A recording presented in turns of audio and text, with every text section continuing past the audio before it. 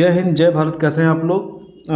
अभी करंट में एक बिल पास हुआ है और राष्ट्रपति जी की अनुमति भी मिल गई है।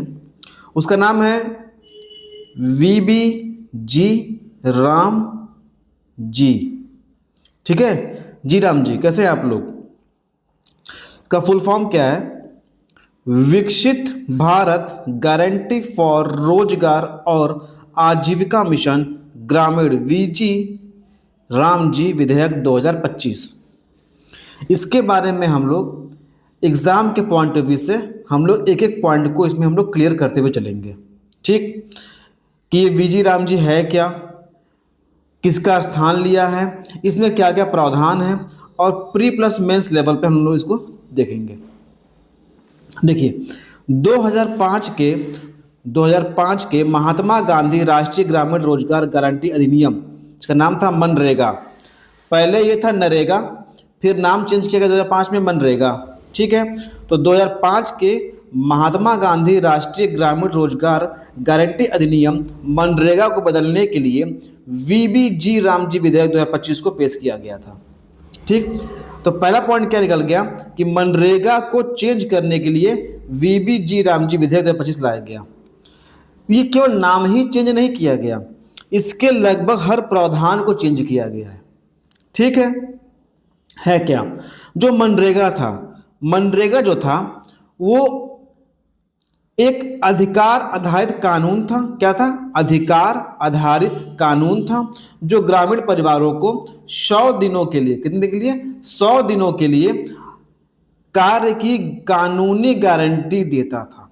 मतलब कि हर ग्रामीण परिवार को 100 दिन की कानूनी गारंटी के साथ काम करने का मौका मिलेगा, कम से कम। ठीक है, बदलाव का कारण आखिरकार जो मनरेगा इतने दिन से चला आ रहा था, पहले था नरेगा, फिर हुआ मनरेगा, तो जो इतने सालों से चला आ रहा था, तो आखिरकार केंद्र सरकार को क्या जरूरत पड़ी कि इसको चेंज करने की। हम लोग यहाँ समझने का प्रयास करेंगे कि प्रधानमंत्री श्री नरेंद्र मोदी जी ने मनरेगा को नीतिगत विफलता का प्रतीक और गरीबी को बनाए रखने वाला तंत्र बताया। सरकार अब अल्पकालिक मजदूरी के बजाय स्थायी, यहाँ टर्म दिखेगा स्थायी, मनरेगा में क्या था? अल्पकालिक मजदूरी, और जो वीजी राम जी है उसमें स्थायी आजीविका सृजन पर ध्यान केंद्रित करना चाहती है। ठीक, बात समझ आ गई? अगर हम लोग मनरेगा और वीजी राम जी को कंपेयर करें तो हम लोग कुछ पाएंगे। क्या? कि मनरेगा में पहले क्या था? 100 डेज का काम मिलता था, और वीजी राम जी में क्या है? 125 दिन का काम मिल रहा है, मतलब 25 दिन बढ़ा दिया गया। ठीक, अच्छा। वित्त पोषण क्या था कि मनरेगा में 100% केंद्र कर रही थी, अब क्या है वीजी राम जी में कि 60% केंद्र करेगी और 40% स्टेट गवर्नमेंट करेगी। भाई सारा भार केंद्र क्यों झेले? तो कुछ तो राज्य सरकारों का भी हस्तक्षेप होना चाहिए। तो अब क्या है जो वीजी राम जी में कि 60% वित्त पोषण कौन करेगी? सेंट्रल करेगी, और 40% कौन करेगा? स्टेट करेगी। ठीक, और वहीं पे जो पूर्वोत्तर के इलाके हैं, ठीक है, 7 सिस्टर्स जो हमारे हैं, 7 सिस्टर्स, कमेंट करके बताइए कि 7 सिस्टर राज्य कौन कौन से हैं। ठीक है, और जो हिमालयी राज्य हैं, हिमालयी राज्य मतलब हिमाचल प्रदेश हो गया, ठीक है, उत्तराखंड भी अगर आप ले सकते हैं, जम्मू एंड कश्मीर भी ले सकते हैं। उसमें क्या है कि 90% करेगी केंद्र और 10% कौन करेगा? स्टेट। ठीक है, बात समझ आ गई? ये एकदम क्लियर रखिएगा कि 60 और 40 का रेशियो सामान्य राज्यों में है, और 9 और 10 का रेशियो जो है वो पूर्वोत्तर और हिमालयी राज्यों में है। ठीक, बजट मॉडल क्या था? मनरेगा में डिमांड ड्राइवन था, मतलब मांग संचालित था, जितना मांग उतना फंड। ठीक, लेकिन वीजी राम जी में क्या है कि केंद्र बजट तय करेगा। केंद्र क्या करेगा? वीजी राम जी के लिए एक बजट तय करेगा और अतिरिक्त खर्च राज्य उठाएंगे।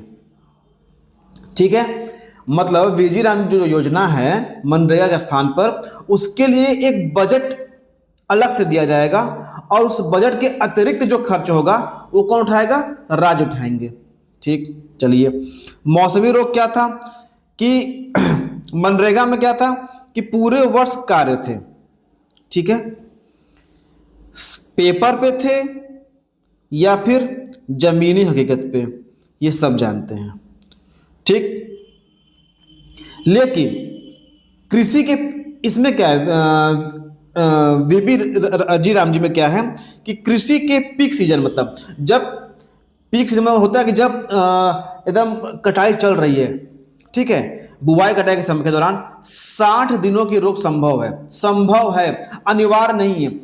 होता क्या है ना, लोग जो होते हैं ना प्रोपेगेंडा फैलाने के लिए हर एक चीज को ना मतलब एकदम गलत चीज से वो व्यक्त करते हैं। यहां लिखा है इसने संभव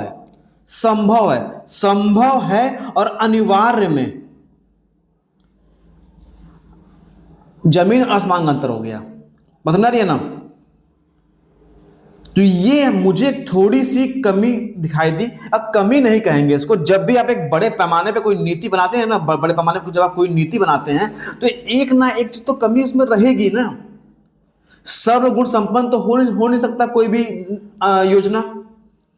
तो ये भी कमी नहीं है, ये भी एक कमी नहीं है, बट इसको कमी के तौर पे दिखाया जा रहा है। बस समझ रही है ना? कमी नहीं है बट कमी के तौर पे दिखाया जा रहा है, ठीक है। भुगतान क्या था मनरेगा में कि 15 दिनों के भीतर अनिवार्य है, और इसमें क्या है कि साप्ताहिक या पाक्षिक भुगतान कर सकते हैं, मतलब या तो वीकली कर लीजिए या तो पाक्षिक तौर पर उसका भुगतान कर दीजिए। बात समझ रहा है ना? तो हम लोगों ने एक मोटा मोटा देखा कि मनरेगा और वीबी जी राम जी विधेयक में क्या अंतर है, ठीक है। इसको याद, इसको ध्यान से देखिएगा। विधेयक का मुख्य उद्देश्य क्या है? आधुनिकीकरण, ग्रामीण रोजगार कानूनों को दीर्घकालिक लक्ष्यों जैसे आजीविका विविधीकरण और ग्रामीण उत्पादकता को जोड़ना है। क्या करना है कि ग्रामीण रोजगार नियम कानूनों को दीर्घकालिक लॉन्ग टर्म लक्ष्यों जैसे आजीविका विविधीकरण और ग्रामीण उत्पादकता से जोड़ना है, ठीक। ग्रामीण क्षेत्रों में स्थायी संपत्ति के निर्माण को प्राथमिकता देनी है, जो मनरेगा में नहीं था। संचालित योजना तंत्र के माध्यम से बेहतर परिणामों को सुनिश्चित करना है। तो कहीं से वीबी जी राम जी योजना कहीं से गलत अभी तक साबित नहीं हुई है। अच्छा, आलोचना क्या है इसमें? अधिकारों का हनन हो रहा है। क्या? मांग आधारित मॉडल को हटाने से नागरिकों का काम का कानूनी अधिकार कमजोर हो सकता है, नो डाउट हो सकता है, लेकिन यहां पर दिन भी बढ़ाए जा रहे हैं, ठीक है, और स्थायी आजीविका सृजन पर भी ध्यान केंद्रित किया जा रहा है। ये दोनों पॉइंट लेके चलेंगे हम लोग, ठीक है। राज्यों पर वित्तीय बोझ बढ़ेगा। क्यों भाई?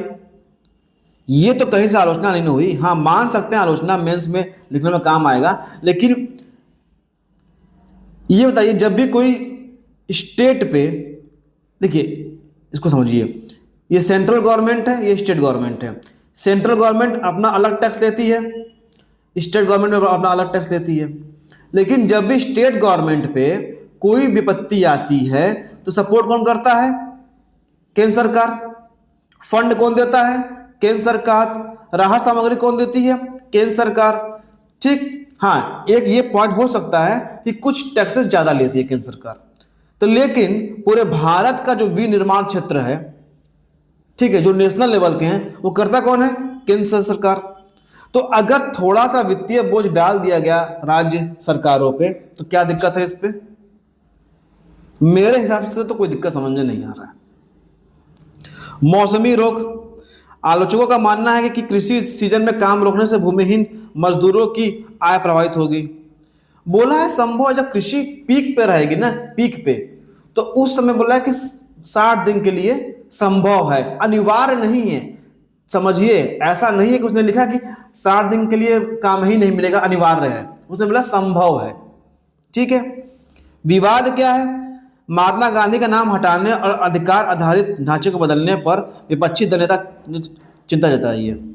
अच्छा, दिक्कत क्या है कि महात्मा गांधी का नाम हट गया, जो कि नहीं हटना चाहिए था। ठीक है, लेकिन अगर नाम से ही अगर रोजगार मिल जाता तो क्या दिक्कत था? अगर नाम हट गया तो क्या दिक्कत हो गया? तो मेरे हिसाब से तो कोई दिक्कत नहीं लग रहा है भैया। हाँ, अब ये पॉलिटिकल एजेंडा विवाद हो सकता है, लेकिन मेरे हिसाब से ये कोई वो नहीं है।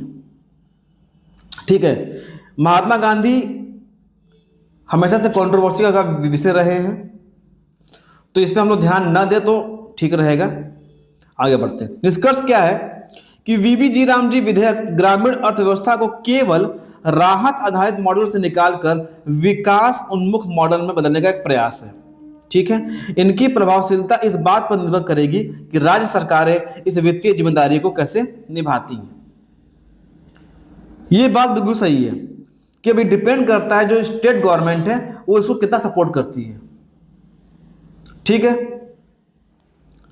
मनरेगा एक ओपन चेकबुक की तरह था, जहां जरूरत के हिसाब से पैसे या काम निकाले जा सकते थे, जबकि नया विधेयक एक निश्चित बजट वाली योजना है, जहां दिन तो ज्यादा हैं 125, लेकिन खर्च की सीमा तय कर दी गई है। देखिए, खर्च को की सीमा तय करना बहुत जरूरी होता है। अगर खर्च की सीमा आप तय नहीं करोगे ना, तो अफराद खर्चे होते हैं और फिर वो वित्तीय बोझ बढ़ता है। बात समझ रही है ना?